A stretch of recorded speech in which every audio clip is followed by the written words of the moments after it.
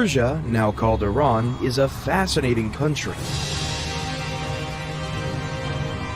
It has been a major power since before the foundation of Rome, and even since the dawn of civilization, and it still shapes today the politics of the Middle East and Eurasia.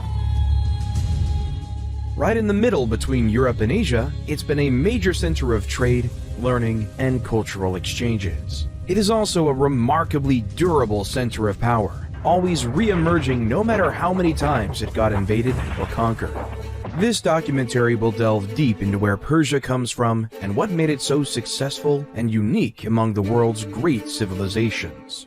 The area of modern-day Iran in historical Persia has been inhabited since early prehistory. It also saw some of the earliest agricultural villages in 7200 BC, notably Choga Golan and Choga Bonut, in the Zagros mountain in the west of the region and forming the western border of modern-day Iran. We know from these sites that wild barley, lentils, and various legumes were cultivated. We also found a 7,000-year-old jar of wine, now on display at the University of Pennsylvania. The culture of the region has been deeply intertwined with one of Mesopotamia, or current-day Iraq. One of the first cities, the Sumerian city of Uruk, is considered to have extended eastward, creating the city of Susa in 4395 BC, or maybe even earlier. The city of Susa would become the capital of Elam, the very first defined nation in what would become Persia. So what made Cyrus the Great? First, he unified the Iranian people into a structured and stable empire. He created a central administration with governors called satraps. Most of the contemporary sources agree that they managed their domain efficiently, to the benefit of the common people. It also helped that satraps were regularly checked by the king's eyes, a network of spies reporting directly to Cyrus. The empire also had 4 capitals, reflecting a large level of autonomy for each region. Still, the center of the administration was at Susa, the old Elamite center of power. It relied on an advanced post system, where couriers would always find fresh food, water, a bed, and horses at a maximum of 2 days of travel. This was a gradual process that stretched over more than a millennium, starting in 2000 BC. Elamite culture would persist long after the Iranian people became dominant in the region. For example, the Elamite language was for a long time used as the main administrative language. This would indicate that if the Iranians ruled and colonized the area, the legal and administrative system was still manned by native Elamites.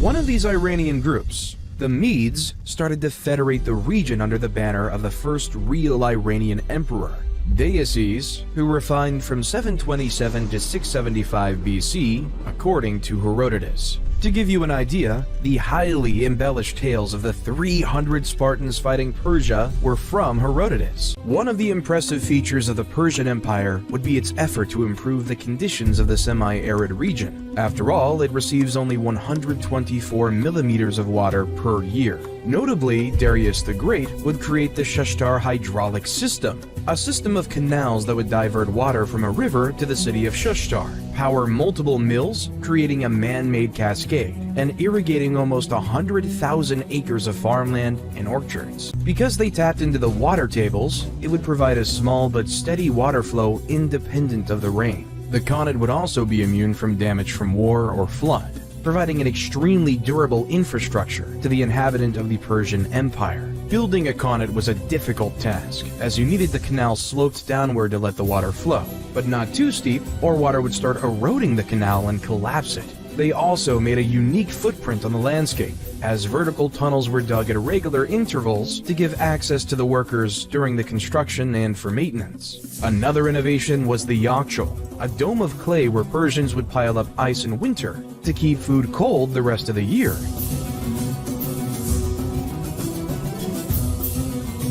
There are also claims that it is the Persians we have to thank for the invention of the kartar, the ancestor of the modern guitar. Another entertainment popular to this day is backgammon, the oldest surviving board game. Persia was a brilliant civilization that contributed to the progress of mankind, as seen in more enlightened laws, women's rights, irrigation systems, and new religions. What Cyrus the Great and Darius the Great built would be brought down by an equally great conqueror.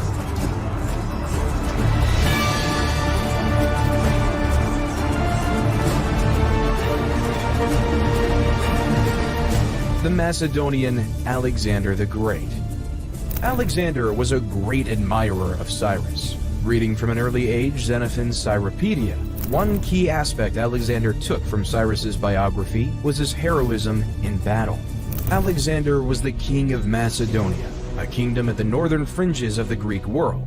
He was born in 356 BC and tutored personally by Aristotle. Yes, the Aristotle, the father of Western philosophy. When finally settling back, he started to put in order to the administration, including executing several satraps that had proven themselves corrupt or disloyal. Shortly after he came back to Persia, Alexander died suddenly in 323 BC.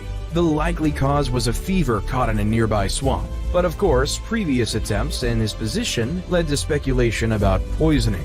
There are dozens of theories about his death, none conclusive. Some would find it somewhat poetic that a man able to bring down an empire and survive countless battles and injuries would not fall from intrigue, but an ordinary and unglorious cause, like a disease. Alexander would be back in the old Elamite city of Susa in 324 BC. During the campaign, Alexander started to try to build his legitimacy as a Persian emperor in the eyes of his new subjects. This led to tensions between his Greek troops and him. One remarkable example is when Alexander, drunk, would end up killing a friend that had saved his life previously. The deadly fight started over accusations that Alexander had become corrupted by an Oriental lifestyle. Another issue was how to integrate the Greek and Macedonian veteran with the Persian officers. The initial mixing of command helped, giving Persian troops to Greek officers and the other way around. He also notably tried a wave of mass marriages between his officers and noble women of Susa, the now Persian Old Elamite capital. This would not have durable effects.